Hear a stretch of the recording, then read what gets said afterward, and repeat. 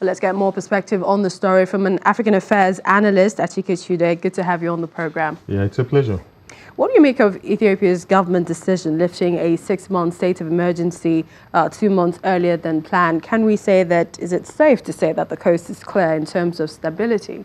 I think it's an indication that Ethiopia is moving in that direction. I mean, if you had the 6 months emergency imposed on Ethiopia, and imposed, and then 2 months before then you find it, expedient to remove it, that is clearly a sign that things have been moving in the right direction in terms of the easing off of tension. And of course, the vote leading to the lifting of the state of emergency was clearly a very unanimous decision. And so I'm sure that the members of parliament were very conscious of improving the political situation and the diminution of tension in the areas where this was imposed. And I think it's a very good sign that things are actually moving in the right direction. Of course, there are moves behind the scene that led to this lifting of the state of emergency. I was going to ask your thoughts with regards to what critics are saying, that it should have been moved earlier. We also know that the Oromo and Amhara ethnic groups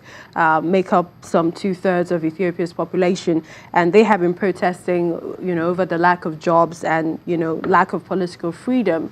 Does it restore hope in the person of the Prime Minister? Yeah, I think what they have done is that to ease political tension in the country. And I think the critics of the government, those who say they should have been done earlier, are not exactly being fair. I think the government has a duty to ensure that, it doesn't pay the government to impose that kind of situation in Ethiopia. And of course, the implication when it comes to investment and the kind of message you want to send to investors. And so I think they did it at the right time, but it wasn't just a unilateral decision. It was an act of Parliament itself. And like I said, Parliament is made up of people from all parts of Ethiopia who also have their ears to the ground and who also have an idea about what is going on. So if you had this kind of unanimous decision, I'm sure it was based on the right reasons, and they have acted well. The government, actually has done well. It is clear. Like I said, that they were behind the same moves, especially by Ahmed Abiy, the man in charge, of the politics, the Prime Minister, who has made it a point of duty to try to immediately he came to power to begin to ease tensions, and he's been doing that since he came to power, visiting regions and the different parts of Ethiopia to try to talk peace and reconciliation. So let's also look at, Ethiopia having the features of democracy, including elections and a parliament, yet, the last two elections saw almost no presence of opposition. What does the future portend for the country? The essence of the constitution itself allows for multi-party, participation in the political process. And that is very key, because you need to have diverse opinions, people with different ideas about how they think that society should be run, and that is the essence. And so I think it behoves on the people of Ethiopia to try to provide the kind of opposition that is needed to also show plurality of opinion. And there's just not one person that has it all, that knows everything, in terms of how to get the society properly organized.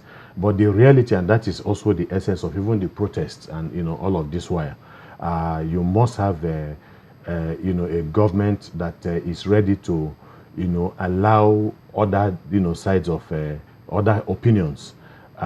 It is imperative, because by the time you stifle opposition, by the time you stifle criticism and so on, then it is definitely not going to augur well, for the state, for everybody, because you have people who will have to look for other ways to express themselves, and usually, if care is not taken, It could be, through acts of violence that will not pay the society. Finally, the new administration has pledged to push through a raft of reforms, which have included the release of political prisoners, touring the country, listening to people's grievances. Yeah. Do you foresee more reforms, especially the release of more political prisoners? I think they have to, because they have they're on track. They're already in the process itself, and so it's not something for the good of that country, for the good of Ethiopia. It is not something that you want to do halfway, because it is very clear that the people had shown some level of resolve in terms of trying to have their way and have their say within the politics of Ethiopia. And I want to believe, and of course, for the fact that the former president, Haile Mariam, resigned was indicative of the kind of pressure that the government was facing. The government has had to crack down on a lot of people, and that did not stop people from coming out on the streets and the rest. So the government also realized it wasn't about being magnanimous or being benevolent. It was about pragmatic politics, and try to understand that that something needed to be done, that they also needed to give back. Otherwise, they are not going to have peace and order. All right. Yes. Thank you so much, African Affairs Analyst Achike Chude, for coming on the program. Thank you. It's been a pleasure.